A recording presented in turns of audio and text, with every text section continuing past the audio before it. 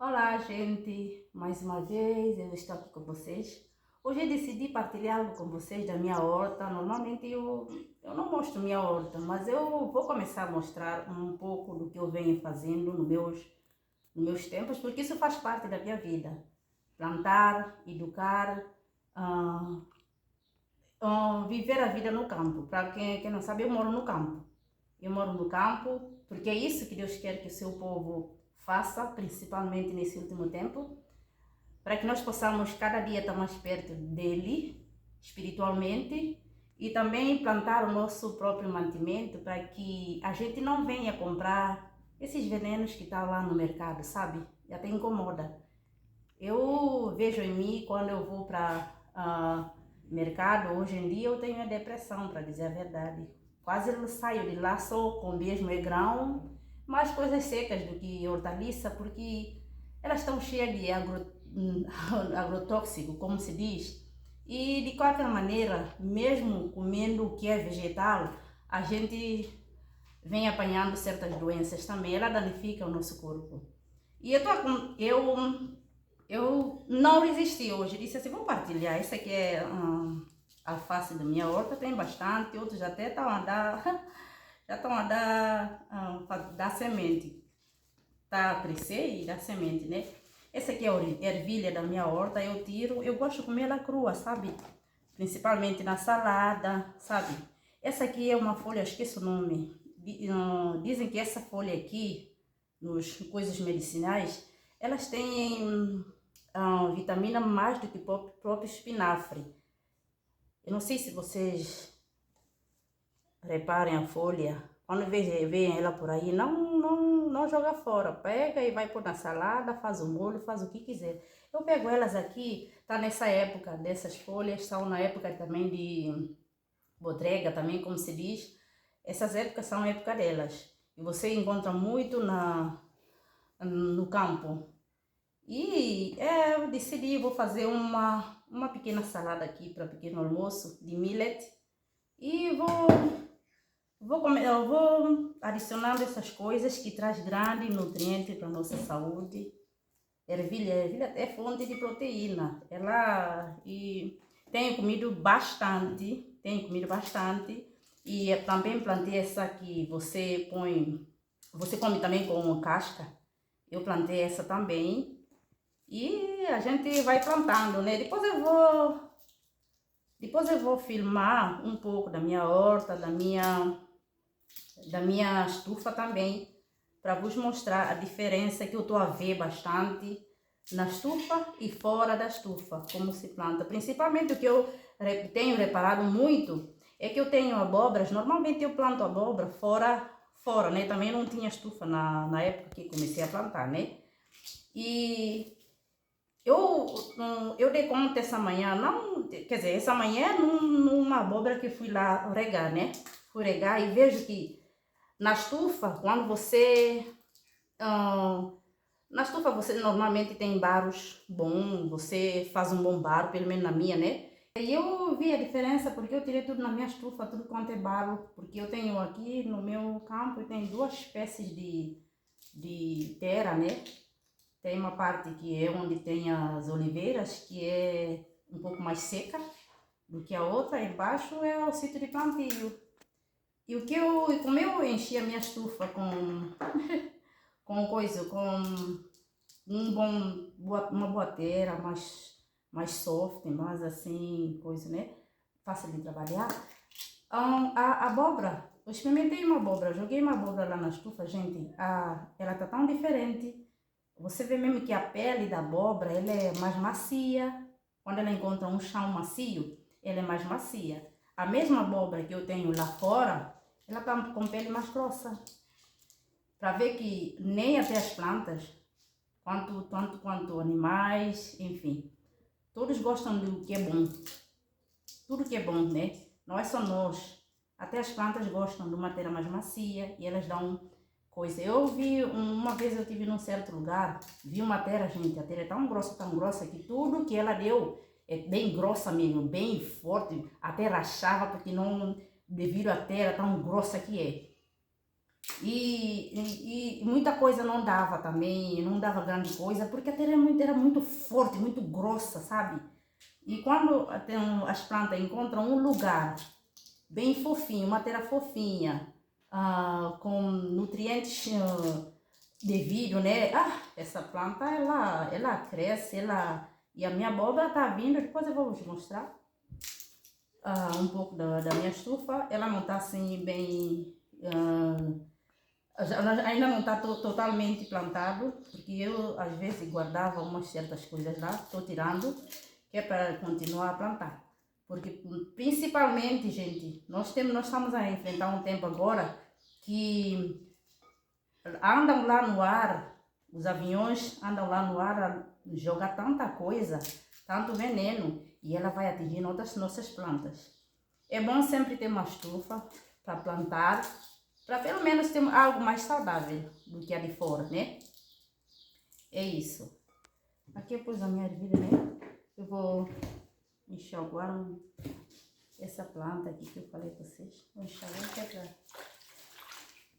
Você não precisa enxaguar tanto, porque elas estão limpas. É do teu campo, você sabe como é que elas estão, né?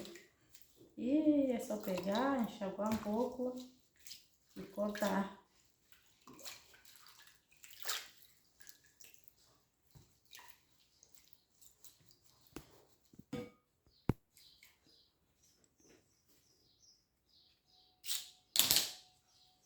Vou picar elas bem pequenas aqui.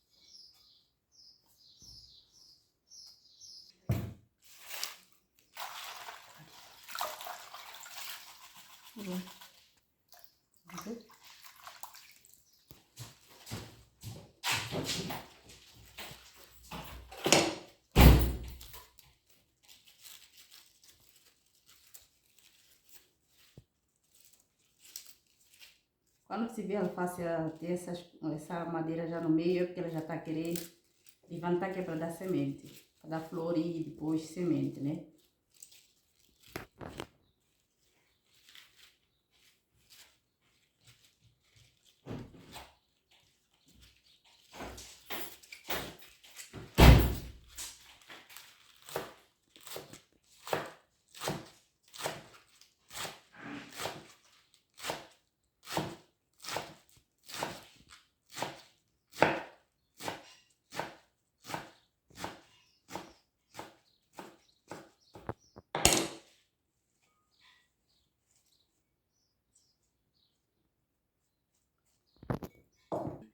Essa é só uma parte da minha salada, depois eu vou continuar depois. Eu só queria mesmo partilhar com vocês aqui um pouco daquilo que eu colho da minha horta. E eu gostaria também de partilhar um verso da Bíblia com vocês. E o verso que eu queria partilhar com vocês, ele está no Abacuque, no livro de Abacuque, 2, de 1 a 4. Aqui diz assim: eu estarei sobre a minha guarda e tomarei posição sobre a fortaleza. Vigiarei para ver o que falará a mim e o que eu responderei quando eu for reprovado. Então o Senhor me respondeu e disse: escreve a visão e faça bem legível sobre tábuas, para que a possa ler quem passa correndo. A gente sabe que a gente está num tempo de correria, né? E com esse tempo de correria, as pessoas estão tão dispersas, as pessoas estão tão com falta de atenção, eu não sei como por isso, a pessoa está tão distraída, assim eu quero dizer, que elas nem têm tempo para contemplar o que está à frente, o que está ao redor delas, sabe? E isso vem trazendo muito afastamento do caminho de Deus. Porque nós estamos num tempo que nós temos que contemplar a Cristo. Quanto mais contemplemos a Cristo, mais nós teremos transformado ao seu caráter, né? E depois aqui diz assim, pois a visão é ainda para o tempo determinado, mas no final ela falará e não mentirá. Se tardar, espera, porque certamente virá e não tardará. Por que Deus diz isso aqui? Nós estamos, principalmente no livro de Pedro, eu acho que é a 1 Pedro, que diz que Deus está a nos dar o tempo para fazer o quê? Para que nós possamos cada dia melhorar o nosso caráter, buscar o Senhor mais nesse último tempo, para que nosso caráter seja transformado, sabe? Principalmente nesse último tempo que estamos a enfrentar. E muitos estão a tomar isso como, ok, Deus não vai vir, isso está a demorar, vocês estão a falar o que não é certo, sei lá, enfim, as pessoas estão a tomar o tempo. Eu digo o tempo, gente, o tempo é uma coisa que Deus vai pedir de nós. O que é que você fez com o teu tempo? O teu tempo. Ela tarda, mas ela virá. Deus nunca falha. Quando Deus diz uma coisa, mesmo que tarde, mesmo que leve o ano, mês, ano, ok. Mas é por isso que Deus disse, aquele que permanecer até o fim será salvo. E Deus, ele nos disse o seu povo. Nunca foi desígnio de Deus que seu povo morasse na cidade. Principalmente agora, nesse último tempo, que a cidade está cheia de corrupção, cheia de tantas distrações, é muita coisa. E o povo de Deus é bom que viva no campo, para que ela tenha o contato com o campo, com as plantas, está a sentir mais perto de Cristo, tem tempo para pensar, para meditar, tá vendo? E é isso que Deus quer. E na cidade você, com a correria da cidade, você não vai ter esse tempo. E Deus disse, tarda, as pessoas podem falar assim, eu vim para campo, onde é que está, as coisas não estão a acontecer, que é? Espera, para quem estuda com oração, humildemente, buscando ao Senhor, vai ver as coisas como elas são e vai acompanhar a profecia, ver a profecia se cumprir.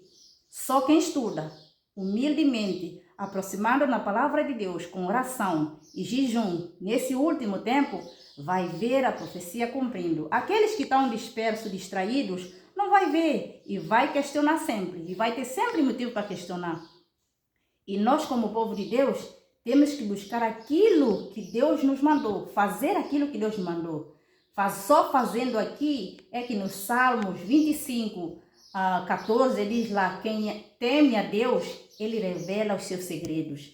Quando nós tememos a Deus, quando nós fazemos a vontade de Deus, ele vai nos revelar. O Espírito Santo, ele vai trabalhar conosco de um jeito, abrir a nossa mente e você vai entender aquilo que muitos, nem os pastores que andam aqui a pregar, que não são ungidos, que estão aqui a levar as ovelhas à perdição, não entendem. Por quê? A Bíblia só se aproxima com o espírito de humildade, pronto para aprender, ok? E o Espírito Santo vai trabalhar com você aqui. É fácil? Não é fácil, você tem que entregar. Deus quer que nós entreguemos tudo nas mãos dele, tudo. E só assim, ele fará-nos essa pessoa que ele quer que nós sejamos. Vocês vão ficar, e o último aqui eles dizem, eis que a sua alma, que é orgulhosa, não é reta nele, mas o justo viverá pela fé. Os justos viverão pela fé. A Bíblia diz que sem fé é impossível agradar a Deus. Se a gente não acreditar naquilo que Deus diz na sua palavra, tentar entender a sua palavra como ela diz, porque a Bíblia não se contradiz, você vai viver de acordo com o querer de Cristo e ele vai andar contigo e vai transformar essa criatura que você é hoje ou era ontem e hoje é diferente. Espero que vocês gostem do vídeo de hoje, é uma coisa simples. Refletem nesse verso que está no Abacuque 2, 1 a 4. Tenta refletir. E não leia só uma vez. A Bíblia, mesmo quando você lê um versículo, não tenta ler uma vez só. Medite nesse versículo. Tira algo daqui para você. Vive o versículo que você estudou hoje.